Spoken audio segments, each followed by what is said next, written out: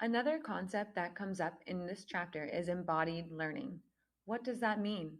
Do the authors mean stuff we can do, like riding a bike, rather than explicit subjects that we study in school? Not really. The authors would say that all learning is ultimately rooted in our embodied experience of ourselves, of others, and of the world. For example, we learn what in means through early physical experiences like putting a soother in your mouth or putting Cheerios in a cup.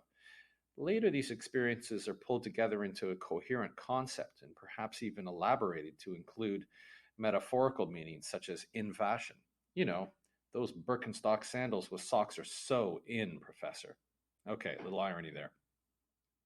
As the authors write, we don't just learn through our bodies, we are our bodies. And our bodies, that is us, are what learns, as my tennis example before showed.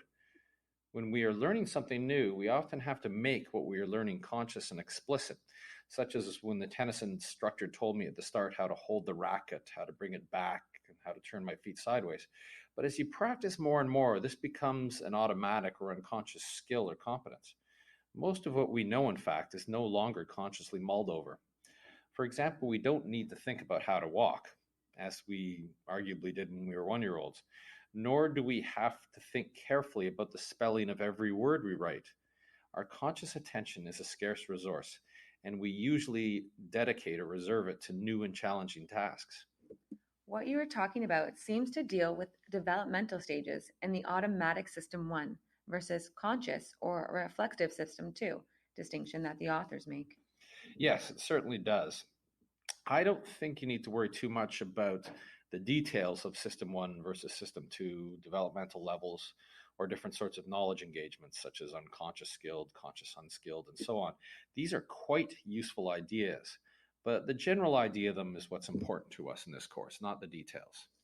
Okay, I think you've covered most of the ideas I want to review, but I'm still wondering about the whole nature versus nurture thing at the end of chapter 2.2. Are the authors saying that nurture is more important than nature? No. Again, the authors are trying to move beyond simplistic either or dichotomies. To them, nature or biological predisposition and nurture or environmental context are tightly interwoven and inextricable. For example, our previous experiences as a species shaped our biology. Our biological predispositions influence how we interact with our environments, and environmental contexts play a crucial role in how and which genes actually get expressed. So we don't really have to choose nature or nurture. Life and learning are really always about both.